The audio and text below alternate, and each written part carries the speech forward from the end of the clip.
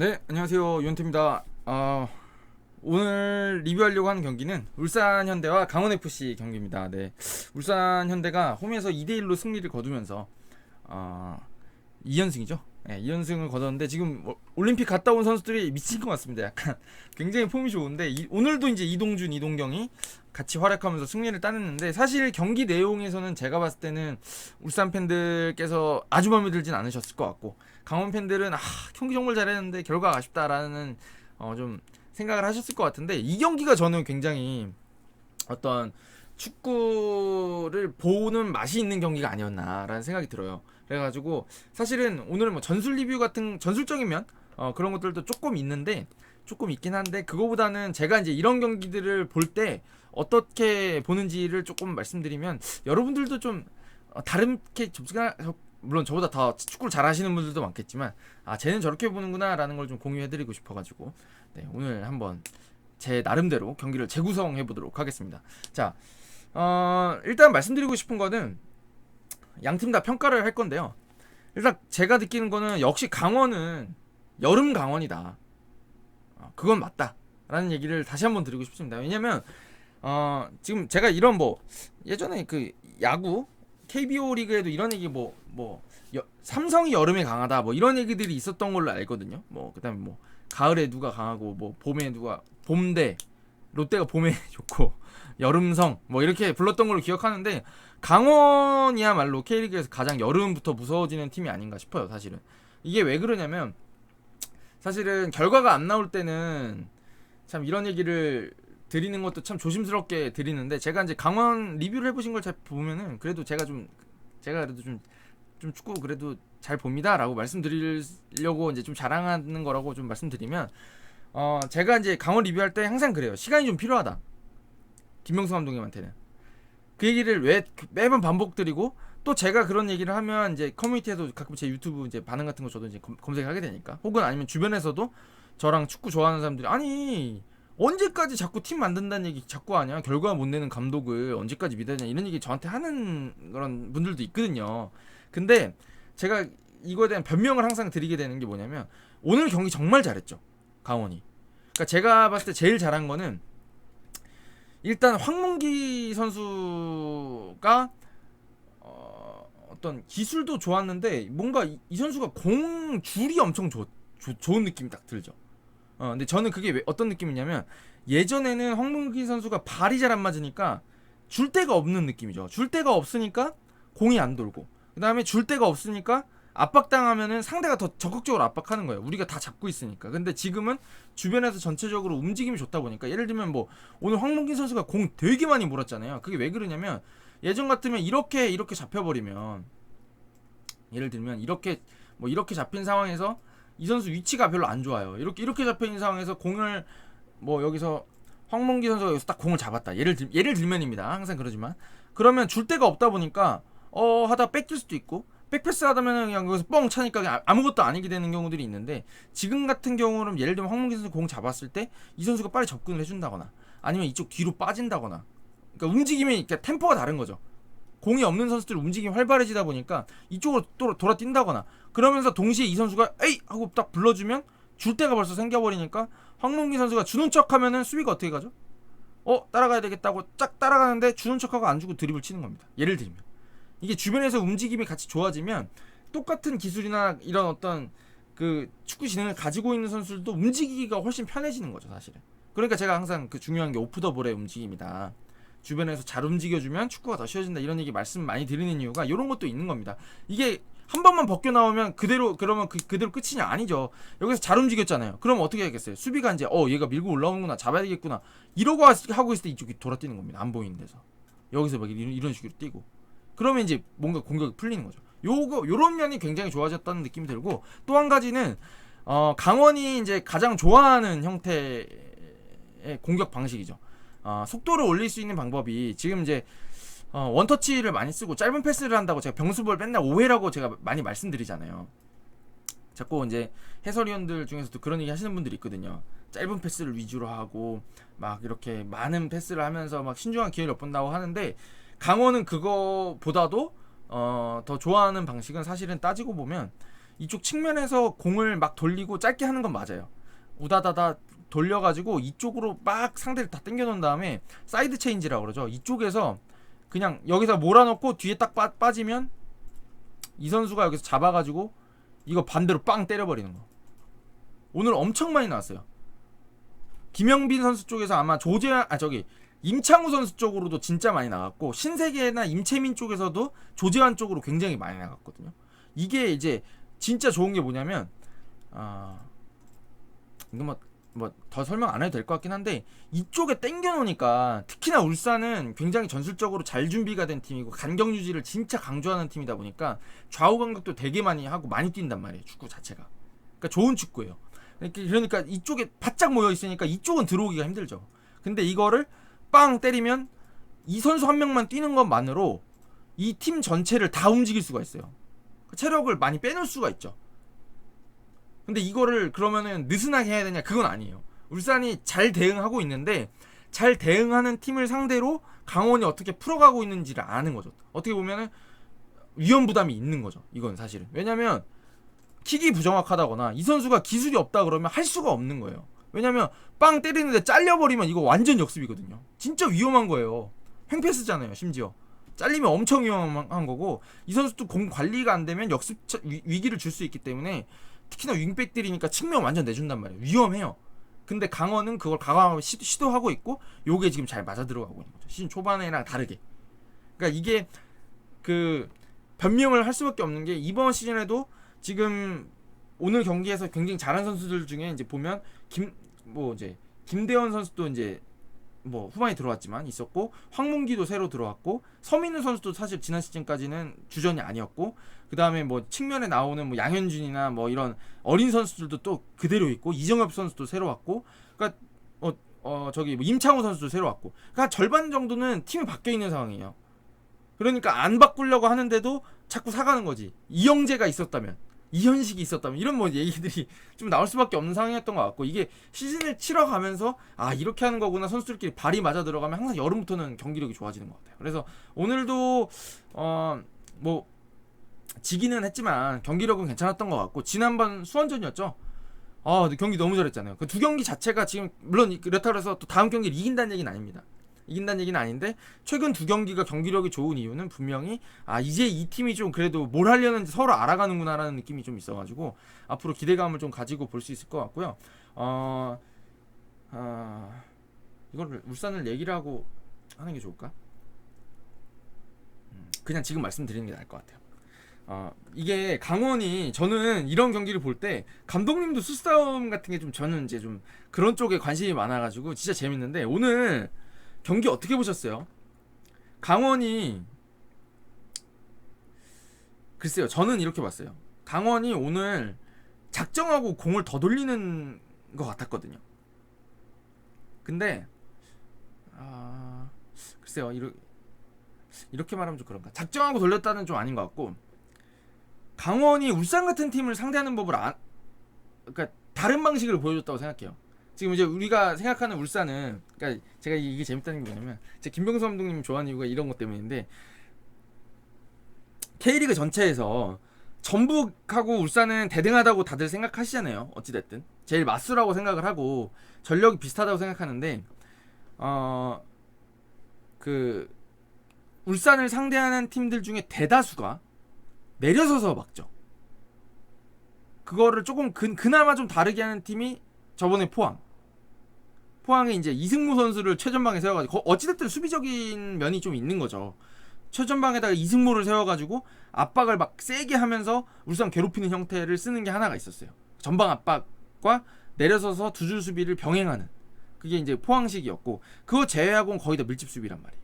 내려서가지고. 뭐 제주도 이제 전방 압박, 간헐적 전방 압박에 내려서는 수비를 섞어 쓰긴 하죠. 그러니까 결국에는 수비에 약간 역점을 두고 그런 경기 운영을 하는 게 대부분인데, 저는 울산 상대로 강원이 다른 방식을 보여줬다고 생각해요. 오늘 끝나고 찾아보니까 점유율이 60%가 좀 넘더라고요, 강원이. 울산을 상대로. 그러니까 이건 뭐냐면 크루이프적인 생각인 거죠. 뭐냐면, 야, 수비하기 싫어? 그럼 공격하면 되잖아. 공을 우리가 갖고 있으면 상대가 공격할 기회가 없잖아. 라는 생각이죠. FC 바르셀로나가 하는 거. 점유율 70% 80% 내버리면 상대가 공격할 기회가 자체가 없는 거예요. 그러니까 강원이 공을 오늘 예쁘게 돌리고 계속 만들어가고 공격적으로 할 수 있으니까 울산 자체가 오늘 좀 뭔가 이거 우리 스타일 경기가 아닌데 라는 느낌 딱 들어버리잖아요. 그러니까 이게 저는 강원다운 경기이고 이게 또 울산같이 좋은 팀을 다른 방식으로 상대하는 걸 볼 수 있기 때문에 굉장히 즐거운 겁니다. 저는 이런 경기가. 그래서 이런 게 또 가능했던 이유는 제 개인적인 생각은 이게 왜 시즌 초반에 더 안 됐냐 그러면 이정엽 선수나 조재환 선수나 고무열이나 어찌됐든 다 개인 기량이 좋은 선수들이니까 이 선수 공 지켜줄 수 있잖아요. 그러니까 오늘도 경기 양상이 어떻게 되냐면 자 뒤에서 공격하다가 뭐 강원이 끊어냅니다. 이게 막 풀어나올 수도 있지만 결국에는 이거 잘못하면 역습 주거든요. 거기서 첫 골이 나왔잖아요. 결국에 울산의 첫 골이 막 이제 뒤에서 만들려고 그러다가 이제 잘못해가지고 역습을 주는 거잖아요. 근데 요런 식인데 이게 약간 앞에다가 좀 롱킥을 때리더라도 여기서 조금만 지켜주면 울산은 팀이 어떻게 움직이죠? 여기다가 공을 딱 넘겨가지고 이 선수가 공을 딱 관리를 해버리면 바바바바 내려와가지고 여기다 수비 라인을 다시 잡아버린단 말이에요. 그러면은 이게 굉장히 수비를 다시 까다롭게는 하지만 이 수비들은 좀 편해지는 거예요. 왜냐면 공격수들이 알아서 다시 수비라인 잡으러 간격 좁히러 내려가 주니까 이 뒤는 편해지죠. 네, 이런 형태가 있다 보니까 강원은 그러면 아이고 앞에 보내가지고 여기서 한 번만 딱 따내면 뒤에서 다시 돌리면서 아이고 좀 쉬자. 아이고 이제 좀 우리가 우리 스타일대로 운영을 좀 숨도 쉬면서 운영하자라고 하는 게 가능해지다 보니까 울산하고는 좀 어떤 다른 평소에 다른 팀들하고의 울산하고 말대결 할 때 그거랑 좀 다른 경기 양상이 나왔던 것 같아요. 그래서 전체적으로 전방에 좋은 선수들, 좀 기술 좀 더 있는 선수들이 들어오니까 확실히 강원의 맛도 살아나는 것 같다. 네, 이렇게 강원을 말씀드리면 될 것 같고요. 그 다음에 그 하나 재밌게 봤던 게 울산이 말씀드린 것처럼 굉장히 수비에 이렇게 바짝 내려가는 팀이잖아요. 그러다 보니까 이 윙어들의 수비 가담이 너무 활발해가지고 수비할 때 얘가 움직이면 안 되는데 자 얘를 움직여 보도록 하겠습니다.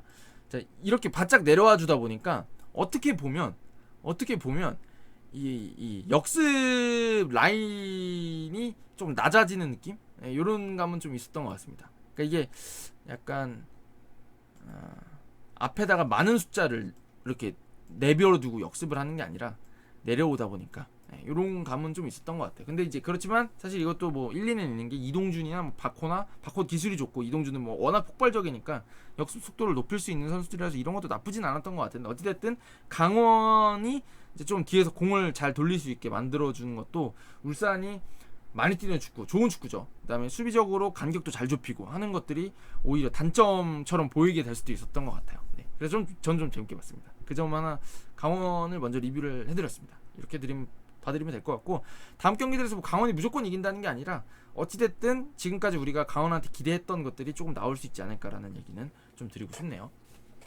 자 그리고 울산 그 다음에 하나 더 말씀드려야 되는데 까먹었다.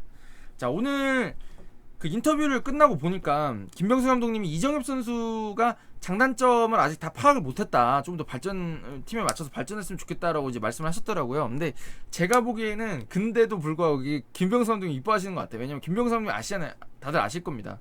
마음에 안 들면 제리치도 안 써버려요. 몇 골을 넣든 안 쓰는 지도자인데 이정엽 선수한테 어쨌든 계속 기회를 주고 있잖아요. 근데 이제 이게 그러니까 장점이 있다고 생각을 하시는 거겠죠, 분명히. 근데 저는 이제 그걸 언제 봤냐면 그 전반전 중반에 고무열 선수가 완벽한 찬스 만들어가지고 왼발로 날린 거 있죠, 골대 밖으로.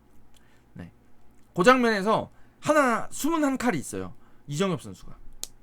거기서 고무열 선수가 김기희 선수를 제치고 들어가잖아요. 근데 그 장면 잘 보시면 이정엽 선수가 움직임이 하나 있어요. 그게 불투이스랑 김기희 선수 사이 쪽으로 막 침투를 해서 들어가요. 그래서 불투이스도 따라가고요. 김기희 선수도 순간적으로 이정엽 선수를 따라가요. 패스기를 자르려고. 그러다가 고무열 선수가 패스 주는 척하다가 접은 거에 날아간 겁니다. 물론 이제 빠르게 리커버리를 했지만 그쪽에서 순간적으로 각을 내거든요. 그러니까 이렇게 움직인 거예요. 고무열 선수가 이쪽에서 측면에서 약간 다시 잡아볼까요? 아이고 뭐 대충 잡아볼게요. 여기서 이제 고무열 선수가 딱 공을 잡았잖아요. 기가 막히게 공 잡았잖아요. 조재환이 여기 있었고. 근데 여기서 이정엽이 이렇게 빠져들어가니까 고무열이 밀고 들어오고 이정엽이 이렇게 빠져들어가니까 여기를 김기가 선수가 여기를 도와주려고 하다가 고무열이 이걸 이렇게 밀고 들어오는 겁니다. 요 움직임이 없었으면 그 장면이 안 나왔을 수도 있었던 거죠, 사실은. 예. 근데 이제 요런 빠져들어가는 움직임들 지켜주는 건 기본이고, 요렇게 공이 없을 때 공간을 찾아먹는 움직임들로 좋은 미끼가 돼주고 있다. 예, 요런 것들은 분명히 강원하고 잘 스타일이 맞는 것 같다. 요런 얘기는 하나 더 드리고 싶네요. 네, 여기까지 하고 강원은 정리를 드리겠습니다. 생각보다 길어졌어요. 그 다음에 울산 얘기를 좀 해드리고 싶은데, 울산은 사실은 오늘은 제가 말씀드린 것처럼 강원이 준비한 콘셉트가 워낙 확고한 팀이기도 하고, 조금 그 수비에 중점을 두고 운영하기도 하잖아요. 그렇게 전방 압박하고 그 다음에 빠르게 내려와서 다시 두 줄 수비 갖춰서 4-4-2로 하고 이렇게 하는 축구인데, 이게 굉장히 무너뜨리기 힘든 축구죠. 사실 무너뜨리기 힘든 축구인데, 아무래도 체력도 많이 쓰고 날도 없고 하다 보니까 조금 쉽지 않은 경기였다는 생각이 드는데, 그럼에도 불구하고 저는 울산한테 그래도 점수를 주고 싶은 게 뭐냐면, 그 두 골 자체가 되게 울산스러운 골인데 두 개가 또 달라요. 그래가지고 칭찬을 해주고 싶습니다, 사실은. 왜냐면 첫 번째 골은 제 기억에 이제 완전 강원이 그 점유율을 잡고 있는 상황이었거든요. 점유율을 잡고 있는 상황이었는데, 이쪽에서 아마 패스가 들어가다가 이쪽에 잘렸죠, 이게. 네, 그래서 이제 이동경 거쳐서 힌터제어 거쳐서 다시 이동경한테 들어갔던 걸로 기억을 하거든요. 어찌됐든 그 선수는 그렇게 보면 되는데, 그게 이제 울산이 왜 그렇게 굳이 체력을 많이 써가면서 전방 압박까지 해놓고 빨리 두 줄 수비를 갖추느냐를 보여주는 장면입니다. 사실 두 줄 수비로 간격을 좁혀놓으면 장점이 여기서 끊어낼 수가 있거든요. 간격이 좁으니까. 그래서 여기서 끊어내면 쇼카운터를 칠 수 있다. 특히나 빠른 선수도 많고 개인 기술 좋은 선수들이 많으니까. 그러니까 이 역습이 또한 울산한테는 또 하나의 공격 방식인 거죠. 본인들이 점유율을 잡고, 제가 항상 여러 번 말씀드렸던 것처럼 원두재 선수만 좀 수비적으로 도와주고 홍철하고 김태현이 올라가가지고 측면을 막 털고 막 이렇게 하는 것도 방법이지만, 점유율을 나름대로 잡는 팀 상대로도 울산이 이렇게 공격을 해갈 수 있다는 걸 하나 보여줬던 것 같아요. 그게 이제 일단 장점을 하나 보여드리고 싶고요. 그 다음에 두 번째 골을 먼저 말씀드릴게요. 두 번째 골은 기가 막혔던 이유가 뭐냐면, 참 대단했어요, 저는 그거는. 근데 좀 아쉬웠던 건 고무열 선수가 좀 너무 이청용 선수를 쉽게 놔준 감은 좀 있습니다, 사실. 제 개인적인 생각이지만 패스를 이청용 선수 좀 되는데 너무 이제 후방이라 좀 안심했던 것 같아요. 거의 여기서 줬잖아요. 이 위치에서 이렇게 넘겼는데, 물론 좀 쉽게 예상하기는 힘든 위치였지만 어찌됐든 조금 쉽게 준 것 같은 감이 있는데, 이것도 되게 대단했던 게, 좋았던 게, 오세훈 선수가 이쪽에 있다 보니까 임채민 선수랑 이제 아마 신세계 선수였던 거, 신세계 맞나? 이쪽에 있었다. 오세훈 선수가 이렇게 있었을 거예요, 아마 이 두 명 사이에.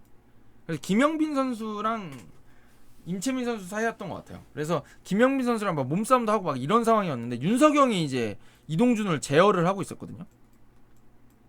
이게 숫자가 많은 거죠.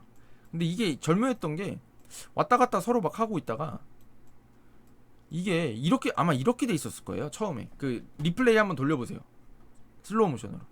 여기서 이게 이렇게 들어가요. 그러니까 제가 U자 엄청 강조 많이 하잖아요. 그러니까 여기서 이렇게. 근데 이게 왜 장점이, 제가 누누이 말씀드렸는데, 이게 왜 좋냐면, 옵사이드 라인은 똑같다고 생각을 하더라도, 옵사이드가 이제 최종이 여기 잡히잖아요. 근데 이거를 이렇게 들어가면 가속을 얼마 못해요. 옵사이드 라인이 여기 걸리잖아요. 가속거리가 이만큼밖에 안 되니까 이거는 패스가 들어와도 잡을 수가 없어요. 가속이 안 되니까. 그죠? 그리고 옵사이드 빠지기도 쉽고. 근데 이렇게 돌면요, 이렇게 돌면 뛰는 동안 조깅 하는 거예요. 눈 맞을 때까지. 그러니까 움직임인데, 눈 맞는데 여기서 이청용 선수랑 눈이 맞았다, 혹은 여기서 맞았다, 여기서 맞았다, 다 옵사이드가 아니에요. 근데 눈이 맞았을 때, 그러니까 제가 보기엔 여기서 맞으면 좀 늦은 것 같고, 여기 도는 동안 계속 눈 마주치는 거예요. 마주치다가 맞았어요. 순간적으로 폭발적으로 가속하면 여기서 이제 딱 걸리는 거죠. 동일선에서 여기 넘어오면 차는 순간에만 여기 있으면 되니까. 그러니까 공이 여기로 들어오죠, 사실은.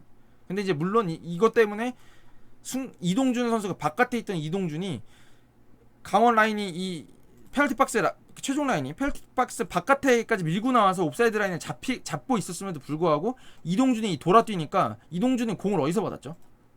그러니까 여기서 오세훈 선수가 서 있는 자리에서 잡았으면 사실 위협적인 슛이 안 나와요. 그리고 수비도 별로 그렇게 막 어려워하지 않아. 거리가 있으니까, 골대는. 근데 이동준이 돌아서 여기 들어와 버리니까 큰일이 나는 겁니다. 비상하고 여기 막 다 내려오는 거잖아요. 그러다 보니까 서로 허둥지둥하게 되고 그 상황에서 이동준이 개인기량이 있는 선수니까 거기서 하나 만들어 버린 거죠. 그래서 사실은 윤석영 선수가 잘 따라갔어요. 잘 따라갔는데 이렇게 돌아뛰는 움직임을 하고 이렇게 막 공간에다가 패스를 하라고 하는 이유가 이게 이 선수가 따라오더라도 굉장히 부담스러운 거예요. 그렇지 않나요? 골대 쪽을 향해서 이동준의 몸 방향이 골대 쪽을 향해서 막 들어가고 있는 상황이니까 쫓아가는 선수는 이게 얼마나 까다롭겠어요. 반칙할 수도 없고 페널티 박스 아니니까. 그리고 자기가 이동준 선수 등을 보면서 쫓아가야 되니까 이게 까다롭죠 사실. 이런 움직임들이 수비를 괴롭게 하는 겁니다. 결국 여기서 해결했기 때문에 저는 이것도 또한 지공 내려선 팀들 수비적으로 할 때 충분히 이렇게 해집을 수 있는 방법이 될 수 있다고 생각해요. 네, 그런 면에서 역시 울산, 역시 이청용, 이동준, 너 정말 좋다 이런 얘기를 드릴 수밖에 없는 것 같습니다. 그래서 뭐 박호도 오늘 너무 좋았죠. 득점이 안 나온 게 좀 아쉬웠지만 여전히 울산은 좋은 팀인 것 같고 강원이 오늘 조금 잘했기 때문에 상대적으로 울산이 조금 저조해 보였던 게 아닌가. 저조하진 않았어요. 저조하진 않았는데 평소보다 조금 뭔가 주도권을 못 잡는데 라는 느낌이 좀 들었던 것 같습니다. 그리고 이제 제가 오기 전에 제가 이제 커뮤니티를 보면서 혹시 여러분들이 궁금해하실 만한 거가 있는지 좀 눈팅을 하는 편인데 오늘 보니까 힌터제어 답답하다는 얘기가 이제 계속 나오고 있는 것 같아요. 힌터제어가 근데 제가 여러 번 지난번에도 말씀드렸던 것 같은데 힌터제어가 그렇게 못했나요? 저는 그러니까 많이 말씀드리고 싶은 게 뭐냐면 바코가 요즘 좀 골 못 넣죠. 근데 바코가 골을 많이 넣었으면 우리나라에 왔을까요? 그렇게 드리블 잘하는 선수가 득점까지 막 엄청 잘 넣었으면 더 좋은 리그에 더 많은 돈을 받고 뛰고 있지 않을까요? 어떻게 보면 저는 그런 생각이 좀 들긴 들어요. 힌터제어도 잘 생각해 보시면 힌터제어가 그러니까 주니오가 좀 특이하긴 했어요. 주니오 같은 경우는 이거 좀 길어지는데 주니오를 처음 영입한 게 우리나라에 데려온 게 조광래 사장님이잖아요. 조광래 사장님이 아마 같이 제가 이제 아마 기자였을 때 대구에서 처음 그렇게 이야기를 들었던 것 같은데 주니오를 데려온 이유는 주니오가 1대1에서 해결이 되는 선수라서 데려왔다는 말을 제가 들은 적이 있거든요. 그러니까 주니오가 그런 거 있을 거예요. 순간적으로 슈팅각도 만들거나 아니면 페널티 박스 안에서 접어가지고 제끼거나 다리 사이로 공 빼거나 그런 거 엄청 잘하는 거 아시죠? 제가 저기서 저런 드리블을 하네? 그러니까 힘도 좋고 막 딱딱하고 그렇게 엄청 기술적으로 보이지 않는 선수인데 그 페널티 박스 안에서 묘하게 그 한 칼 딱 치고 나와가지고 마무리하는 게 엄청 많은 선수예요. 물론 지난 시즌은 약간 주워먹은 것들도 좀 있었지만 그러니까 혼자 골을 만들 수 있는 선수기도 한 거예요. 주니오는 사실 그랬잖아요. 근데 사실 힌터제어는 그런 기술은 없는 건 맞는 것 같습니다. 그리고 이 선수가 만약에 다 잘한다 그러면 한국에 안 왔겠죠. 계속 독일에서 뛰었겠죠. 사실 저 그렇게 생각하거든요. 그럼 힌터제어가 진짜 못하느냐를 보려고 그러면 힌터제어의 특성에 맞게도 좀 봐주실 필요가 있다고 생각을 하거든요. 근데 저는 이제 왜 그러냐면 사실 제가 이제 좀 힌터제어 이거 얘기해도 되려나? 어쨌든 힌터제어가 오늘 저는 첫 골 장면에서 많이 답답하셨을 거라고 생각하거든요. 첫 터치가 좀 안 좋았잖아요. 완벽한 패스를 거기다 잡아놓는다고? 발 앞에 잡아놓는다고? 이렇게 생각하셨을 것 같은데 저는 그거 한번 다시 돌려보셨으면 좋겠는 게 뭐냐면요. 힌터제어가 움직임이 진짜 좋았어요. 그 장면. 왜 그러냐면 바꿔볼게요. 아마 여기서 끊어가지고 임채민 선수랑 1대1이었을 거예요. 제 기억에 요렇게 들어가는데 한번 다시 돌려보세요. 이동경이 패스 딱 줄 때 있잖아요. 이동경이 아웃사이드로 줬던 것 같은데 여기 패스 들어갈 때 힌터제어 몸 방향을 보셔야 돼요. 이동경이 딱 공을 잡아가지고 패스를 주려고 할 때 힌터제어 몸 방향이 어디로 되어 있냐면 이미 이쪽으로 향해가지고 뛰고 있어요. 제가 이걸 왜 강조하냐면 아닌 선수들 의외로 되게 많아요. 여기서 내 발 앞에 달라고 하는 선수들 많거든요.